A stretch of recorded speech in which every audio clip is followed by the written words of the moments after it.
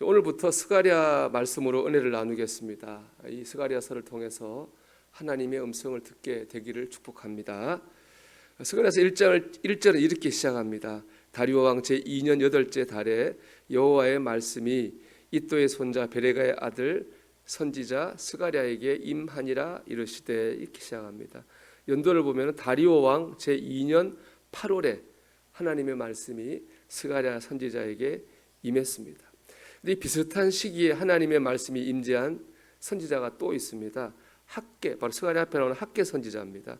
학개서 1장 1절을 보면요, 다리오 왕 제2년 6째 달 곧 그 달 초하루에 여호와의 말씀이 선지자 학개로 말미암아 그랬습니다. 그 스가랴는 다리오 왕 제2년 8월에 하나님 말씀이 임했고, 학개 선지자는 다리오 왕 제2년 6월에 하나님 말씀이 임했어요. 딱 2달 차이잖아요. 그렇죠? 아주 그냥 가까운 시기입니다.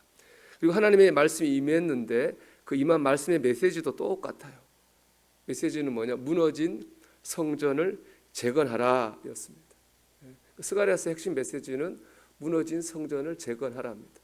학개 스가랴뿐 아닙니다. 뒤에 나오는 말라기 선지자도 있는데요, 그 메시지도 무너진 성전을 재건하라 였습니다. 학개, 스가랴, 말라기 똑같은 하나님의 음성입니다. 무너진 성전을 재건하라 라고 하나님께서 그들에게 말씀으로 감동시키시고 선포하게 하신 거죠.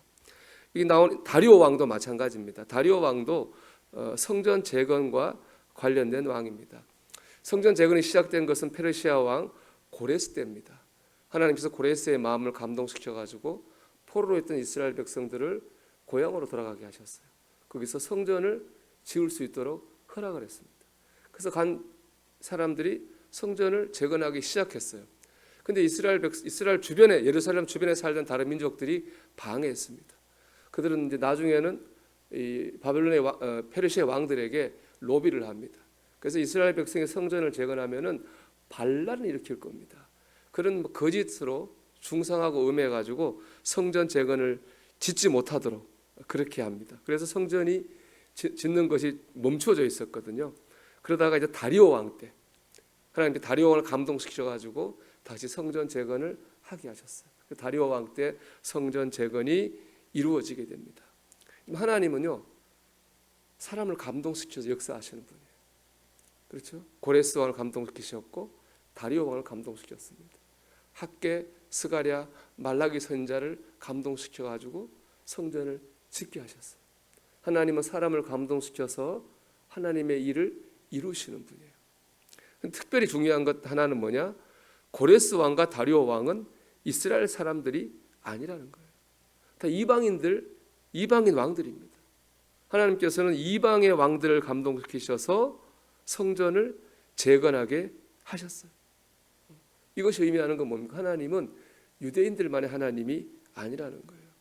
하나님 모든 민족의 하나님입니다.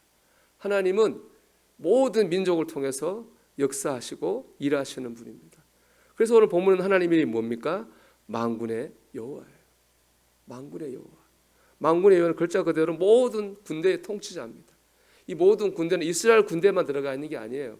바벨론 군대, 페르시아 군대, 로마 군대, 하늘에 있는 천군과 천사, 모든 것을 포함해서 모든 것을 다스려서 하나님은 역사하시는 분입니다. 이스라엘 사람들은 이거 상상할 수 없는 일이에요. 유대인들의 머리는 이해할 수 없는 일입니다. 하나님은 내가 상상할 수 없는 방법으로, 내가 생각하지 못했던 방법으로 불가능하다 했던 일들을 이루시는 분입니다. 이게 오늘 말씀했던 하나님이에요. 하나님, 우리가 생각하지 못했던 방법을 통해서 하나님의 뜻과 역사를 이루십니다. 대표적인 게 이 바벨론에 있던 포로로서 이스라엘 백성들이 고향으로 해방돼 돌아가게 된 겁니다. 그들이 포로에서 풀려나기 위해서, 해방되기 위해서 한 게 없습니다. 요즘 말로 하면 데모를 한 것도 아니고 독립운동을 한 것도 아니고 아무것도 하지 않았어요. 하나님께서 고레스의 마음을 감동시켜서 그들을 돌아가게 하셨습니다.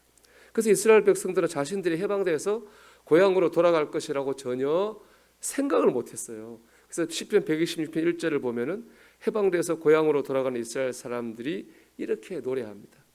여호와께서 시온의 포로를 돌려보내실 때에 우리는 꿈꾸는 것 같았도다. 꿈 같은 일이 이루어진 거예요. 하나님 역사하시면 꿈 같은 일이 이루어질 줄로 믿습니다. 이 말은 뭐예요? 우리가 지금 눈앞에 어렵고 힘든 일 있다 할지라도 그것 때문에 좌절하거나 포기하지 말아야 된다는 겁니다. 인간적인 눈으로 보면은 포기할 만한 일이고 좌절할 만한 상황이라 할지라도 만군의 하나님 역사하시면 우리가 생각하지 못했던 방법으로 생각하지 못했던 일들이 이루어집니다. 그때 우리는 낭망하거나 포기하는 대신에 모든 우리의 생각을 뛰어넘어 역사하시는 만군의 여호와 하나님 바라보고 의지해야 될 줄로 믿습니다. 오늘도 만군의 여호와 하나님을 바라보고 의지하는 가운데에 하나님의 방법으로 하나님의 뜻이 여러분의 삶에 이루어지기를 주님의 이름으로 축원합니다. 또한 하나님의 감동을 따라 살아야 됩니다. 지금 말씀드린 것처럼 하나님은 다리오 왕, 고레스 왕, 학개, 스가랴, 말라기 이외에도 다른 송독 스룹바벨, 대제사장 여호수아 이런 사람을 감동시켜서 하나님의 일을 하게 하셨습니다. 바꿔 말하면 그 사람들이 하나님의 감동에 순종했다는 말입니다. 우리가 만군의 여호와 하나님의 역사를 체험하려면 어떻게 됩니까? 하나님의 주신 감동에 순종하면 됩니다. 하나님 어떻게 그들을 감동시키셨습니까? 나오잖아요. 여호와의 말씀이 그들에게 임하셨다. 말씀을 통해 그들이 감동이 된 거예요. 우리도 말씀을 들을 때 마음이 감동되잖아요. 말씀을 들을 때 은혜를 받고 그래 이런 마음이 들잖아요.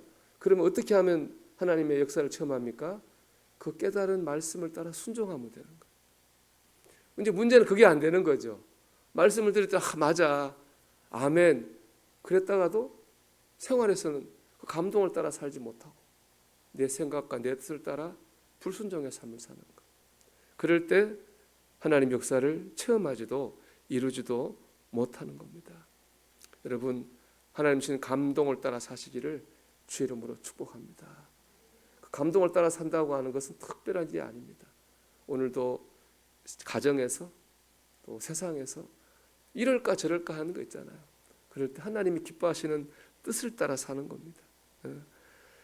가정에서든 일터에서든 말이든 일이든 하나님의 말씀을 따라 참을 건 참고 해야 될 일은 하는 거죠.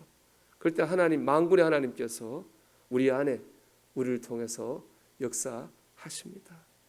저는 3절 말씀이 참 은혜도 되고요 도전도 됐습니다. 우리 3절을 같이 한번 읽어볼까요?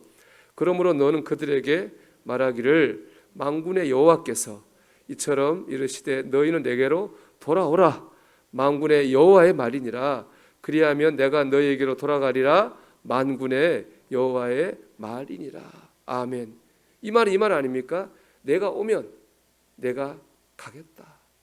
즉 우리가 하나님의 말씀에 감동을 따라 살면 내가 내게 역사하겠다. 이 하나님 말씀입니다. 내가 오면 내가 가겠다. 오늘도 말씀의 감동, 성령의 감동을 따라 사는 가운데에 만군의 하나님 여호와께서 역사하시는 것을 체험하는 저와 여러분이 되기를 주님의 이름으로 축원합니다. 기도하겠습니다.